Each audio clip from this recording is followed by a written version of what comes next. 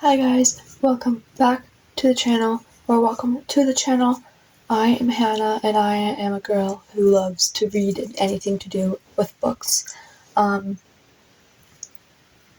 today I'm going to be talking about basically my book toxic traits, or things that people do with books that give me the ick. Kind of just that stuff. So yeah, let's get right into it.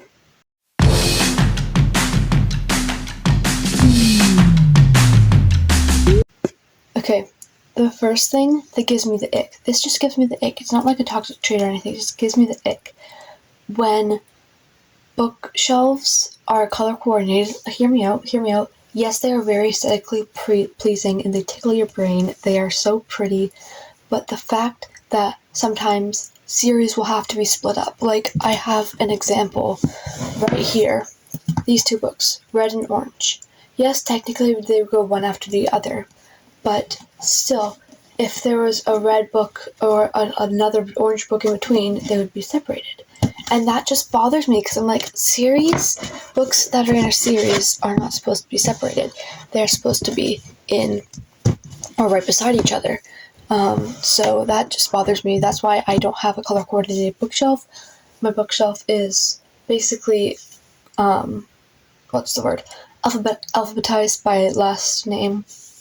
So it starts at B for Holly Black and then just goes down all the way to S for Alison Wynne Scotch, as of right now.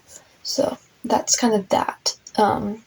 For me, that's just a thing for me, is my series have to be together. If they're split up, it bothers me a lot.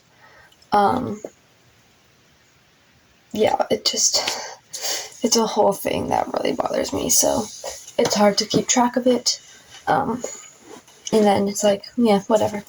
Anyways, the next thing, this is a toxic trait that I do. I will binge a book series and then forget that books exist. So it happened to me when I read, what book series was it? Okay, I got the book series. So I binge read the Cruel Prince series, so Folk of the Air trilogy by Holly Black. And then after I read that, I forgot books existed for like a few weeks after. Like, I read the series and then I just forgot I had other books to read, and they were just sitting there on my shelf. And I do that a lot. That's why I'm scared to start series, because I binge through the series and then I don't read.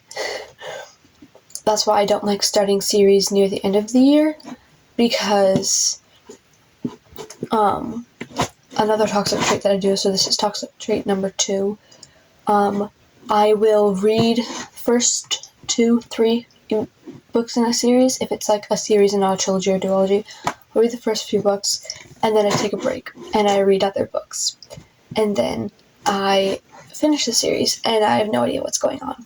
So I did it. I'm doing it with Summer Term Pretty series right now.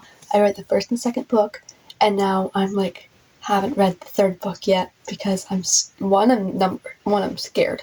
So that's like a good reason in itself.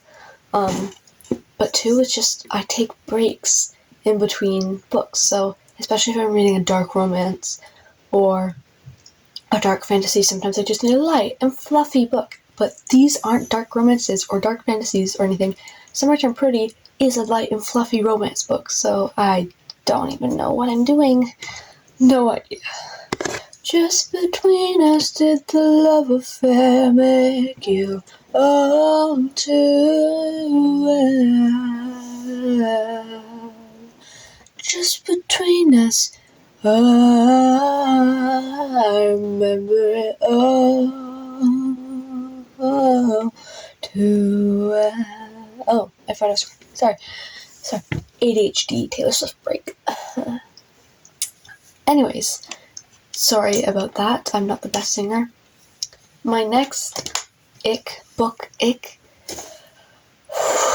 This, if someone does this and I am friends with them, I may not be friends with them for much longer, and I have an example right here. my friend read the 5th Percy Jackson book that I owned.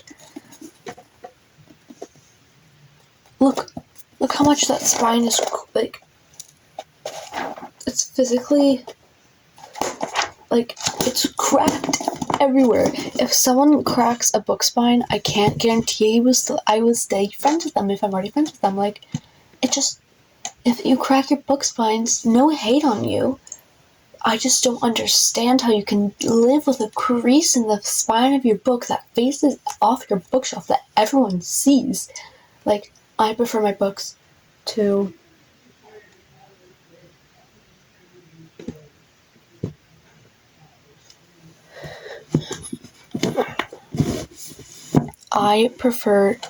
have my books look new-ish. So, like, I mean, this isn't a good example because I haven't read it yet, but no spine crack, no bend in the cover. I haven't read this book yet, so that's not even a good example. What's a good example?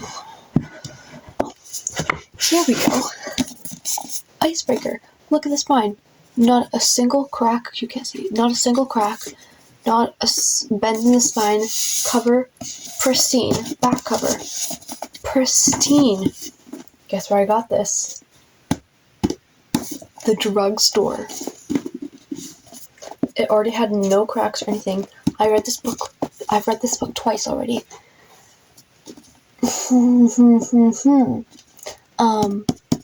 Hello? There's nothing wrong with the book.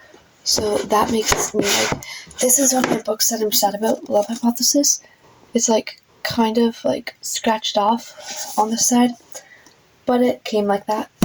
So that kind of made me mad, and then the back page, it's like, that made me mad because it came like that, but I still read it. So, yeah. Trying to think if I had any more Toxic Treats / Book Talk Icks. When people dog ear their books, I don't understand that. Just use a bookmark. Like, you don't even have to use a bookmark. You can use a piece of paper. You can use a hair tie. You can use a sticky note. You can literally use anything that you have at your disposal. I don't understand that, but I think that's everything. So, yeah, that's the end of today's video. I hope you guys enjoyed this video. If you did, like and subscribe and hit that notification bell if you want to see more videos like this when it's posted, because why wouldn't you? And I post a new video every single Monday. So, yeah. Peace.